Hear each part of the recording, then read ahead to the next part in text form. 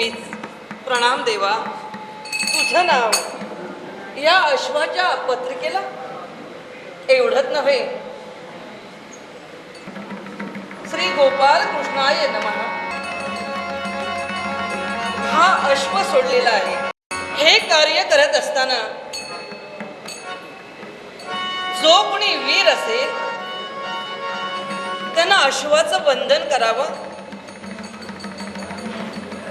आणि हे जर त्याला मान्य नसेल तर करभार खंडणीसह दाती तृण घेऊन शरण यावं. नाही, शक्य नाही, ते कधीही शक्य नाही. अश्व माझ्या राज्यात आलाय. मी वीर नसेल तरी सुद्धा एक वीरांगना आहे. या अश्वाचं बंधन मी करणार आहे. चल, कोणी जरी वीर आला असेल तर या प्रश्नाचं उत्तर मी त्याला विचारेन. आमच्या याज्ञिक अश्वाचं बंधन आपण केलं आणि त्याच अश्वमुक्ततेसाठी पांडव कटकाकडून कर्णपुत्र ऋषिकेतूचं आगमन झालंय. ते अश्वाच्या मुक्ततेसाठी होय. अश्वाची मुक्तता होणार नाही. का म्हणून? पत्रिकेचा भावार्थ तुम्हाला माहित असेल. हा, आणि त्याच पत्रिकेच्या भावार्थानुसार जर का आपण अश्वबंधन केलं असाल तर आपण एक वीरांगना, या स्त्री राज्याची राणी असल्यामुळं वीर तत्व आपल्या अंगी संचारलंय. पण त्या वीर तत्वाला आम्हा पांडवांचं आव्हान आहे. आव्हान? हा, मग माझं सुद्धा आव्हान आहे. मी जरी वीरांगना असले तरी सुद्धा सहजासहजी हार पत्करणार नाही.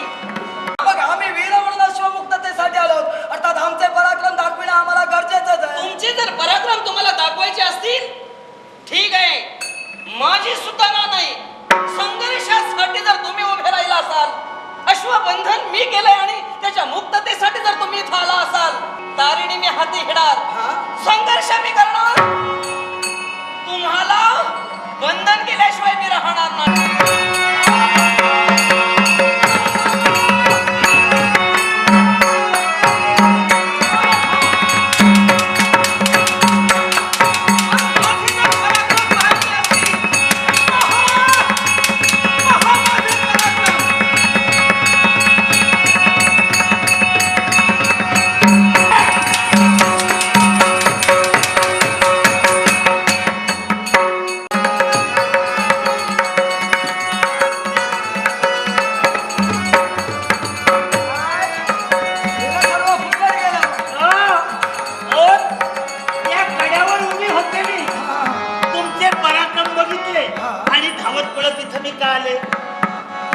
माझ्या जीवनात मला साथीदार कुणी नाही. मी एकटीच या जगात राहते. तुमचे मला पराक्रम आवडले म्हणून धावत पळत इथे आले. पराक्रम पाहण्यासाठी मग एक काम करा, पराक्रम जर का आजमावायचे असतील इथं थांबा. आज एकट्याचे काय साऱ्या पांडवांचे पराक्रम पाहायला भेटतील. मला आवडलात ते तुम्हीच आवडलात. हो, नुसते पराक्रमच नाही तर तुमचे सौंदर्य सुद्धा फार आवडलं. हो, वा वा वा. आणि म्हणूनच मी धावत पळत इथं आले. याच्यासाठी माझी एक तुम्हाला विनंती आहे, माझ्या बरोबर लग्न करा. बरीच मजा गेली. समजा लग्न करायची इच्छा नसेल, थोडं थोडं प्रेम करा. तुमच्या भावना उंचावल्यात. तशी काही मी कमी देखणी आहे. हो, पाहण्या गोरी गोरी किट्टे. हो, तुमच्यात कमी काहीच नाही आहे, ते सर्व जास्तच आहे. सांगतोय माझी इच्छा पूर्ण झालीच पाहिजे. मनाला मी ठरविलंय, लग्न करीन तर तुमच्या बरोबर, प्रेम करीन तर तुमच्या बरोबर. माझ्यापासून असे तुम्ही दूर दूर का जाता? जरा जवळ या ना. दूर राहुनी असा पाहू नको रे.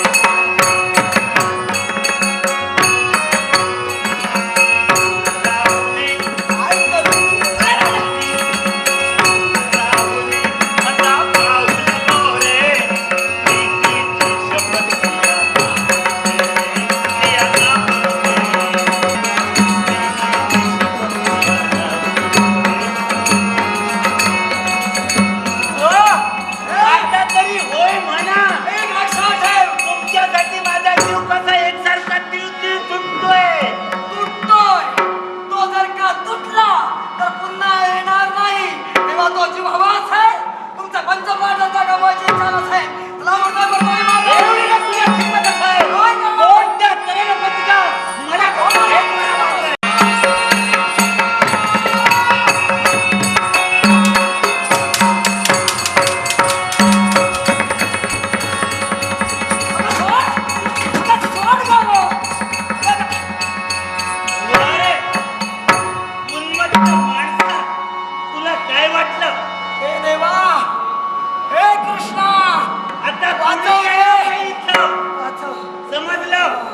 माझ्या मनाला वाटेल, बुद्धीला पटेल तसे तसे तुझे हाल कर. एक एक काम करशील. काय करू?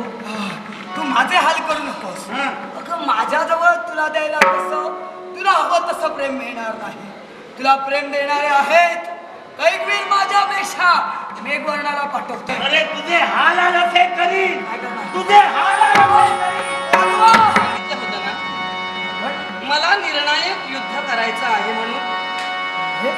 पण आपण तर युद्धातून माघारी गेला होता. नाही, मी माघारी गेलेच नव्हते. म्हणजे तुला जिनं बंधन केलं तीच मी आहे. काय? हा, आणि म्हणून तुझे आता हाल हाल करणार नाही, सुखासुखी जाऊ देणार.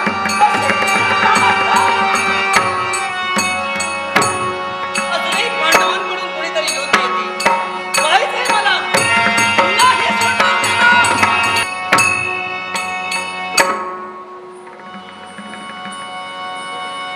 कोण आपण? धनुर्धारी पार्थ धनुर्धारी पार्थ. अर्थात तुमच्याच प्रतीक्षेत मी होते. याला कारण त्या अश्वाचं बंधन मी केलंय. अश्वबंधन तुम्ही केलं आहात हा, आणि त्याच अश्वाच्या मुक्ततेसाठी इथं आम्ही आलेलो आलात. हं? पण सहजासहजी अश्व तुमच्या हाती लागू देणार नाही. तुझी विनंती मी अमान्य करतोय. आमचा मार्ग सोड. आमच्या अश्वाची मुक्तता होऊ दे. हे वीरांगणे, यावेळी या धर्मात या पार्थासमोर तुला तुझे पराक्रम आजमायचे असेल. हिला तुला आव्हान ललकारतो आम्ही तुला. कोणत्या रीतीला पार्थाच्या शस्त्राला शस्त्र मिळवता येते मला माहिती. पार्थाच्या शस्त्राला शस्त्र मिळवणं हे तुम्हाला जर पाहायचं असेल तर मी सुद्धा हाती तारिणी घेतली. अश्वाची मुक्ता होणार नाही ते नाही, पण तुमचा मरणकाळ जवळ आलेला आहे. तुमचे हाल हाल करीत पार्थराज अजूनही संधी गेलेली नाही. अजूनही विचार करा. मी तुम्हाला एक वीरांगना दिसते, एक स्त्री दिसते, पण आजपर्यंत जे इतरांसमोर प्रयत्न केला, जे पराक्रम केला, ते इथं मातेबोल झाल्याशिवाय राहणार नाही. मग ऐक, ज्याला आपल्या जीवनात संधीची दारं ठोठावली तो पार्थ म्हणला कोणी सामान्य नव्हे. हे स्त्री तुझ्या विनंतीचा मी आभार करतो नाही, पण तुला ललकारतो माझ्या शस्त्राला शस्त्र. पार्थला तुम्हाला आम्ही कधीच असामान्य म्हटलेला नाही. कधीही तुम्हाला सामान्य सुद्धा म्हटलेला नाही. तुम्ही काय असाल ते तुम्हाला माहित. फक्त तुमचे पराक्रम आमच्यापर्यंत आले, करुणापखंडिते आहेत, आणि म्हणूनच अशा पार्थाबरोबर मी धैर्यानं उभी राहते.